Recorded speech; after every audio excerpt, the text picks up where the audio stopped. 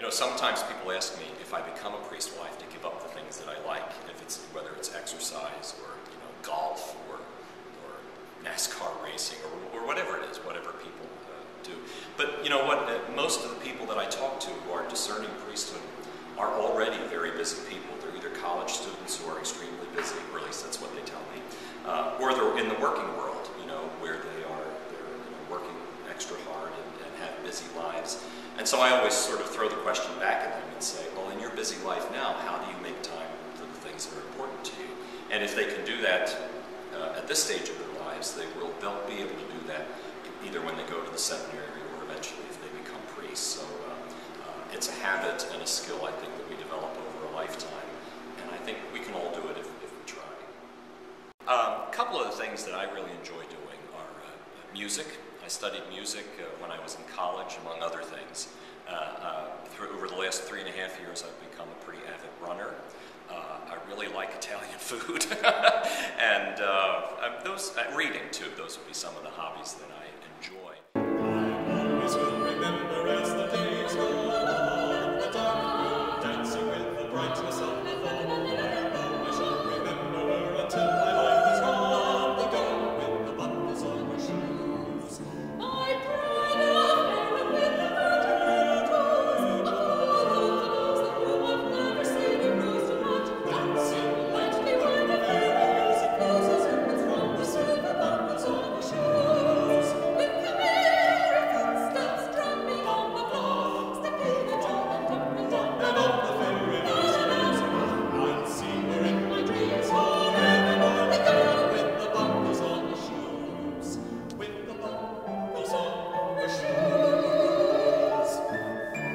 It was the seminarians of our diocese who challenged me to work hard enough to run or walk in the UCrop's 10K race here in Richmond 3 years ago. So that was my first race ever, and it made it easier doing it with other people. They encouraged me and they challenged me and they told me to keep going when I wanted to stop the training. So that was 3 years ago. I liked it so much I've continued running and training.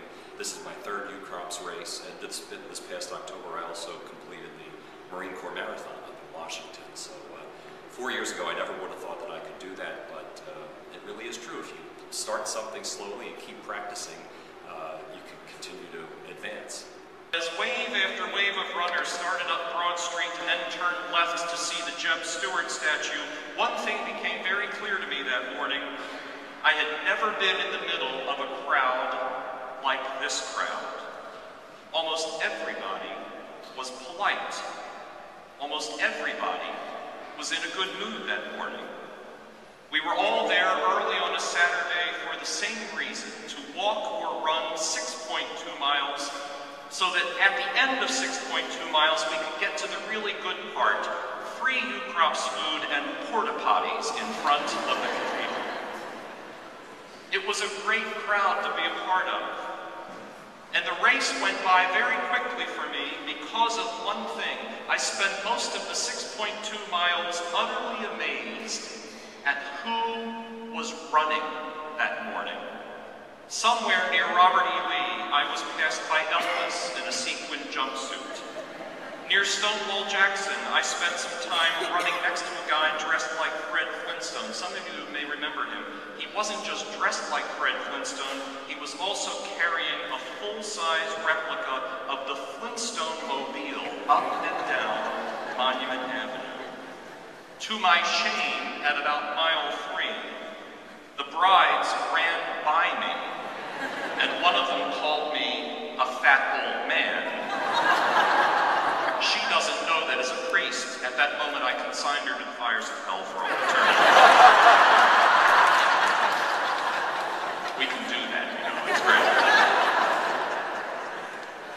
Who was running that morning? 10-year-old kids with their parents, cancer survivors, folks just getting back into shape, men and women who are very serious runners. They have below letters and numbers on their bibs. Middle-aged guys like me, men and women in their 70s were running. People whose faster days were gone due to injury.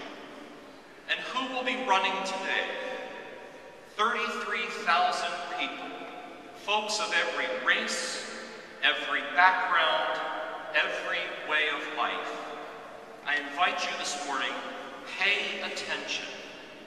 You might be amazed at who's running. We may run for many reasons. We can run towards something, we can run away from something, we can run to stay healthy, we can run to support cancer research, we can run to lose weight, we can run for the sheer joy of it. We run for many reasons. God runs for one reason. God runs to embrace us. God runs to welcome us home after we've strayed. God runs right toward us to greet the child who may have made a mistake, but has now realized that without God by our side, all of our walking and running is meaningless. God runs to welcome us home, and home is God's heart. So pay attention to who's running this morning up and down Monument Avenue. You may in fact see Elvis, or Hillary, or Brittany, or Barack, or a group of brides who might call you old and fat too. Just do to them what I did. But remember this, you are blessed today. You are blessed every day, because even before your wave has crossed the starting line, someone else has caught sight of you. The God who yearns for you. And that God is already on his way, running faster than you can know, to embrace you in love, a love which is our home. The line is being cleared. We're just seconds away from our next wave of athletes. Make some noise, Richmond. Here comes Wave RB. Thanks for coming out. Have a great time today at the 10th Annual U-Cross Monument Avenue 10K.